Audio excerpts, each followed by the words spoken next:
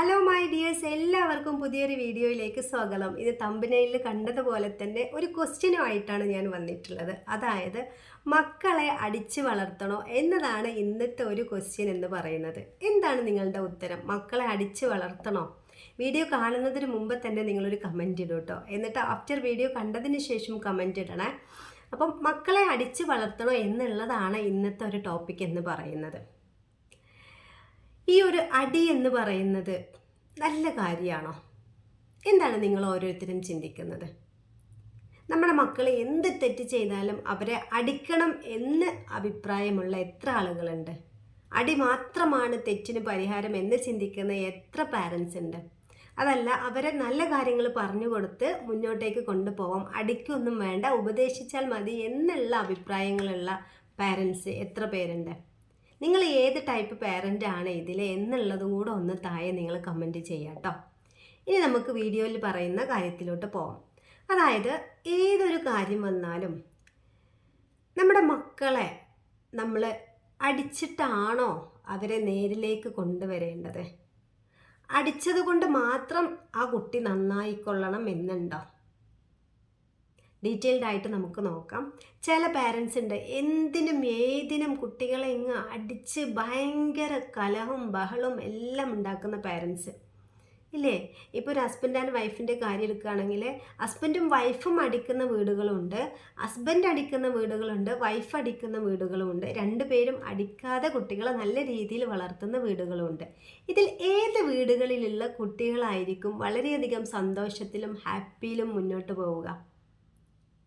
അതെ, നിങ്ങൾ ചിന്തിച്ച ആ ഉത്തരം തന്നെ ശരിയാണ്. അതായത് മക്കളെ അടിക്കാണ്ട് അവരുടെ അടുത്ത് കാണുന്ന തെറ്റുകൾ അവർക്ക് പറഞ്ഞു കൊടുത്ത് അത് തെറ്റാണെന്ന് ബോധ്യപ്പെടുത്തി കൊടുത്ത് മുന്നോട്ട് പോകുന്ന പാരൻസ് ഉള്ള വീട്ടിലെ കുട്ടികളായിരിക്കും കൂടുതൽ സന്തോഷവാന്മാരായിരിക്കുക.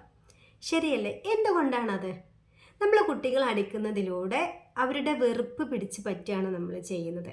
പിന്നെ ഈ രീതിയിൽ നമ്മൾ എന്തിനും ഏതിനും അടിച്ചു കഴിഞ്ഞാൽ പിന്നെ കുട്ടികൾ വലിയ തെറ്റ് ചെയ്യുമ്പോൾ അവർക്ക് കിട്ടുന്ന ശിക്ഷ അതവർ എന്ത് തന്നെ ആയാലും അത് ഏറ്റെടുക്കാനും ആ തെറ്റുകൾ വീണ്ടും ചെയ്യാനും വേണ്ടിയിട്ടുള്ള ഒരു അവസരമാണ് ഈ രക്ഷിതാക്കൾ ഉണ്ടാക്കിയെടുക്കുന്നത്. എന്തിനും ഏതിനും അടിക്കുന്ന രക്ഷിതാക്കൾ, ശരിയല്ലേ?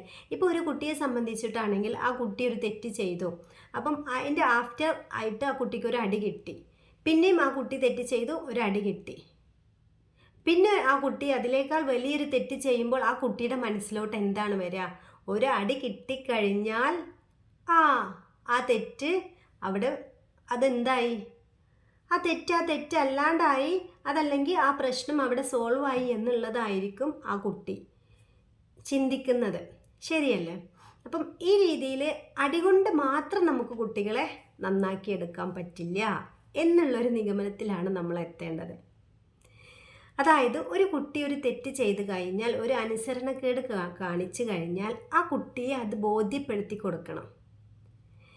ആ കുട്ടി ചെയ്തത് തെറ്റാണെന്നും ഈ രീതിയിൽ പെരുമാറാൻ പാടില്ല എന്നും പൂർണ്ണമായിട്ടും ആ കുട്ടിക്ക് നിങ്ങൾ ബോധ്യപ്പെടുത്തി കൊടുക്കണം. ആ കുട്ടിയോട് തന്നെ ചോദിക്കാം നമുക്ക്, ഇപ്പം നീ ഒരു കാര്യം ചെയ്തു, ഈ കാര്യം ശരിയാണ്, നല്ല രീതിയിൽ ചോദിക്കാട്ടോ, ഭയങ്കരമായിട്ട് ആക്രോശിച്ച് അങ്ങനെയല്ല. നമുക്ക് ഈ ഒരു കാര്യം നീ ചെയ്തു, ഇത് തെറ്റാണോ ശരിയാണോ? ചില നമ്മുടെ കുട്ടികൾക്ക് ഉള്ളൊരവസ്ഥയാണ്, വലിയ ആളുകൾ സംസാരിക്കുമ്പോൾ അതിൻ്റെ ഇടയിൽ വന്ന് അവരങ്ങനെ നിൽക്കും. അത് കുട്ടികളുടെ ഒരു പ്രകൃതമാണ്. നമ്മളും അങ്ങനെ തന്നെയൊക്കെ ആയിരിക്കും ചെറുപ്പത്തിൽ ഉണ്ടായിരിക്കുന്നത്. അപ്പം ഈ ഒരു സിറ്റുവേഷൻ നിങ്ങൾ അനുഭവിക്കുന്നുണ്ടെങ്കിൽ അവരെടുത്ത് ചോദിക്കുക, ഇങ്ങനെ മുതിർന്നവർ സംസാരിക്കുമ്പോൾ അവിടെ വന്ന് നിൽക്കാൻ പാടുണ്ടോ? അപ്പോൾ ചിലപ്പോൾ അവർക്ക് അറിയണ്ടായിരിക്കില്ല ഇങ്ങനെ വന്ന് നിൽക്കാൻ പാടില്ലെന്ന്. അവരെന്തോ ക്യൂരിയോസിറ്റിൻ്റെ പുറത്തായിരിക്കും വന്ന് നിൽക്കുന്നത്. അപ്പോൾ അതിനു മുമ്പ് ഈ കുട്ടിയോട് ചോദിക്കാണ്ട് ആദ്യം തന്നെ ടപ്പ എന്നുള്ള ഒരു അടി അങ്ങ് കൊടുത്തു കഴിഞ്ഞാൽ എന്തായിരിക്കും അവസ്ഥ? അങ്ങനെ ചെയ്യാൻ പാടില്ല. അപ്പം കുട്ടിയോട് ചോദിക്കുക, ഇങ്ങനെ വലിയ ആളുകൾ വന്ന് സംസാരിക്കുന്നിടത്ത് നമുക്ക് വലിയ വലിയ കാര്യങ്ങളായിരിക്കും അല്ലേ പറയാനുള്ളത്. അപ്പോൾ അത് കുട്ടികൾ ചിലപ്പം കേൾക്കാൻ പാടില്ലാത്ത കാര്യങ്ങളും ഉണ്ടായിരിക്കും. അപ്പം അവരോട് പറയാം, നമ്മൾ വലിയ ആളുകളല്ലേ, അപ്പം ആ വലിയ ആളുകൾ സംസാരിക്കുന്നിടത്ത് കുട്ടികളെ കേൾക്കാനും, അങ്ങനെ നമ്മൾ വേറൊരാൾ സംസാരിക്കുമ്പോൾ നമ്മൾ അങ്ങനെ അത് ശ്രദ്ധിച്ച് കേൾക്കാൻ പാടില്ല കേട്ടോ. അങ്ങനെ അതല്ലെങ്കിൽ ചില കുട്ടികളുണ്ടായിരിക്കും നമ്മൾ അറിയാണ്ട് പിന്നെ അവിടെ ഇവിടെയൊക്കെ വന്ന് നിന്നിങ്ങനെ ചെവിയോർത്ത് നിൽക്കുന്ന കുട്ടികൾ. അങ്ങനെയുള്ള കുട്ടികളാണെങ്കിൽ പോലും അവരുടെ അടുത്ത് പറഞ്ഞു കൊടുക്കുക, ഇങ്ങനെ ചെയ്യരുത് എന്നുള്ള കാര്യം പറഞ്ഞു കൊടുക്കുക. അതല്ലാണ്ട് ആദ്യം തന്നെ 2 അടി 2 തൊഴി എന്നുള്ള രീതിയിൽ, വെട്ടൊന്ന് തുണ്ടം 2 എന്നുള്ള രീതിയിൽ നിങ്ങൾ ഒരിക്കലും പെരുമാറരുത്. പിന്നെ അടിയെ തീരെ ഞാൻ വേണ്ട എന്ന് പറയല്ല, ചെറിയ രീതിയിലൊക്കെ അടിക്കാം. ഇപ്പം എന്തെങ്കിലും ഭയങ്കരമായിട്ടുള്ള കുസൃതി വേലത്തരങ്ങളൊക്കെ കാണിക്കുമ്പോൾ ചെറിയൊരു അടിയൊക്കെ കൊടുക്കാം. എന്ന് കരുത് വലിയ വലിയ വടിയെടുത്തിട്ട് തുടരെ അടിക്കുക എന്നുള്ളതല്ല. ശരിക്കും നമ്മൾ പാരൻസ് എന്നുള്ള രീതിയിൽ നമ്മൾ കുട്ടികളെ വെറുതെ ഇങ്ങനെ വഴക്കടിച്ച്, വെറുതെ അവരെ വഴക്ക് പറഞ്ഞ് ചീത്ത പറഞ്ഞ് അവരുടെ പേഴ്സണാലിറ്റിയെ ബാധിച്ച് അവരെ ഒന്നിനും കൊള്ളാത്തവരാക്കി അവരുടെ ഒരു എന്താ പറയുക, അവർക്ക് അവരോടുള്ളൊരു ആത്മവിശ്വാസം തന്നെ കുറച്ച് ആ രീതിയിൽ പോകണം എന്നല്ല പറയുന്നത്. അവർക്ക് വേണ്ട കാര്യങ്ങൾ അതാത് സമയത്ത് പറഞ്ഞു കൊടുത്ത്, തെറ്റും ശരിയും എന്താണോ എന്ന് മനസ്സിലാക്കി കൊടുത്ത്, എങ്ങനെയാണ് ജീവിക്കേണ്ടത് എന്നുള്ളൊരു മാതൃക നമ്മൾ രക്ഷിതാക്കളെ കാണിച്ചു കൊടുക്കണം. അതിനനുസരിച്ചിട്ടായിരിക്കും അവർ മുന്നോട്ടേക്ക് പോകുന്നത്. അപ്പം ഇന്ന് മുതൽ നിങ്ങൾ ഈ അടിക്കുന്ന ഒരു പാരൻ്റ് ആണ് എങ്കിൽ ദയവായിട്ട് ആ ഒരു അടി സ്റ്റോപ്പ് ചെയ്യുക. പിന്നെ നമ്മൾ അവരുടെ അടുത്ത് ദേഷ്യപ്പെടുമ്പോണ്ടല്ലോ, നമ്മൾ ഭയങ്കര ഉള്ളിൽ ദേഷ്യം വെച്ചിട്ട് അവരോട് ദേഷ്യപ്പെടരുത്. ഉള്ളിൽ നമ്മൾ ചിരിച്ചിട്ട് അവരുടെ അടുത്ത് ദേഷ്യപ്പെടുക. അപ്പം അത് നമ്മുടെ നെഗറ്റീവായിട്ട് ബാധിക്കില്ല. പിന്നെ ഏതൊരാൾ നിങ്ങളെ ഇമോഷണലി ഭയങ്കര സ്ട്രെസ്ഡ് ആക്കിയോ, ആ സ്ട്രെസ്സൊന്നും കുട്ടികളുടെ മേലിലേക്ക് വലിച്ചേക്കരുത്. മുമ്പ് ഞാൻ അങ്ങനെ ആയിരുന്നു. എനിക്ക് എന്തെങ്കിലും സ്ട്രെസ് ഉണ്ടെങ്കിൽ ഞാൻ അത് മക്കളിൽ തീർത്തിട്ടുണ്ട്. അത് മക്കളോട് തന്നെ ഞാൻ തുറന്ന് സമ്മതിച്ചിട്ടുണ്ട്.